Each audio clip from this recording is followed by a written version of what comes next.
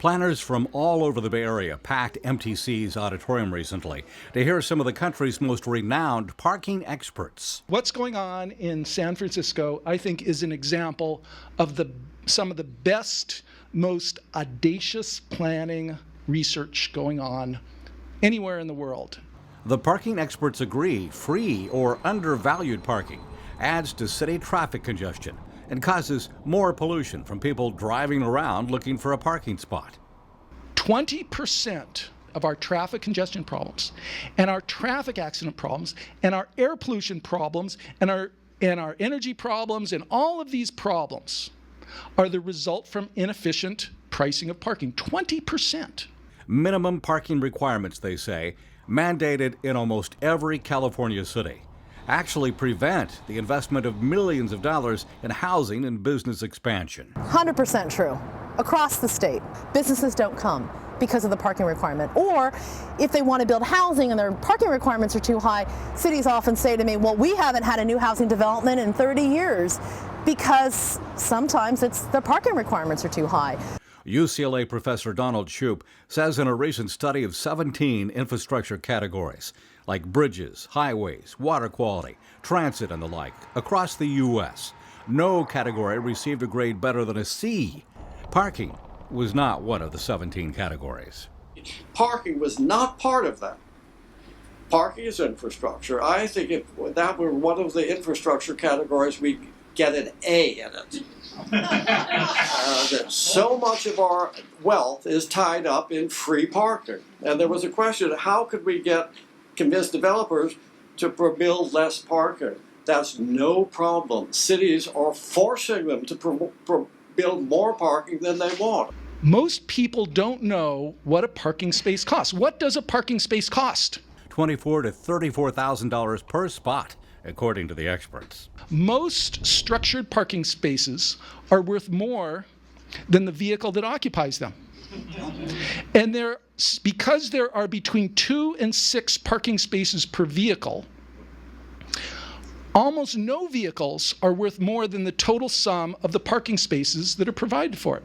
He's adding the parking space at your home, plus the one at work, plus the parking spots you use when you go to the post office, the barber, your grocery, even your church. And if we really want this focus on walkable communities, neighborhoods that have character, why do we force so much parking down everyone's throats? I did a project in the city of Vallejo when it was bankrupt, when downtown was a ghost town, where vacancy rates in downtown Vallejo were 70% for businesses.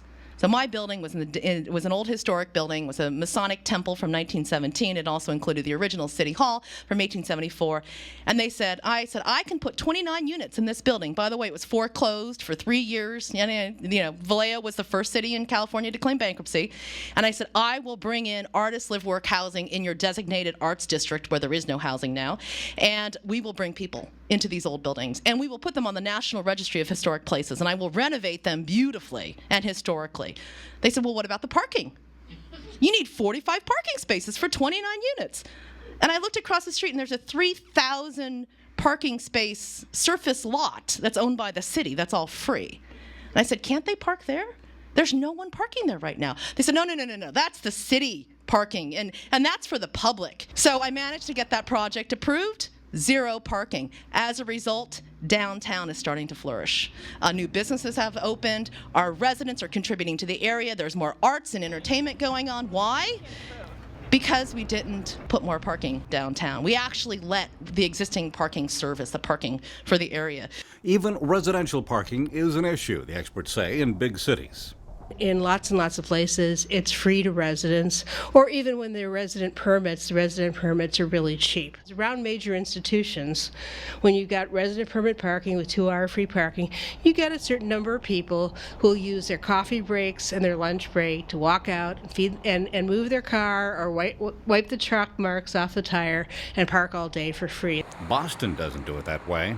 They pay a much higher fee for that parking space because it's a valued resource that they're using up. And there's a lot of metered parking. And so non-residents park at meters. They don't park for free in the resident permit parking because they would get a very big fine if they did that. The other strategy that I think is becoming more and more possible is pay by sell. And we're beginning to see some of this happen in the European Union, in France and in the Netherlands. We're seeing this kind of pay by sell for resident parking. In the city of Pasadena, merchants argued against parking meters for years. Back then, its downtown was dying. Said, all right, if we put in the parking meters, all the revenue will pay for public services on your street. And the merchants and landowners said, well, that's different. Why didn't you tell us that? Let's run the meters till midnight. Let's run them on Sunday. In Ventura, city engineers came up with a brilliant idea for its downtown meters. The meters all contain internal Wi-Fi gear to validate credit cards that people are using to pay for downtown parking. The city engineer realized that there was a lot of excess capacity in the router because there are not that many credit cards being validated. So they opened up the Wi-Fi to everybody on the metered street. So you associate, if you have meters on your street, you have free Wi-Fi on your street. Mm-hmm. And the restaurants and the coffee shops canceled their subscription to Wi-Fi because whenever their customers open their laptop, it says Wi-Fi courtesy of the parking service. The system will be upgraded next year. I think if this policy spreads, it will make parking meters popular around the world. If parking is treated like a precious commodity and priced fairly, cities will reduce congestion and make cities better places to live. That's one of the goals of Plan Bay Area 2040. I think the great work that MTC and ABAG is doing is sort of projecting a vision. If we eliminate minimum parking requirements, we can start to move that needle. We could start to build more housing for people rather than free parking for cars. In Oakland, Mark Jones reporting. See the brilliance of your innovations.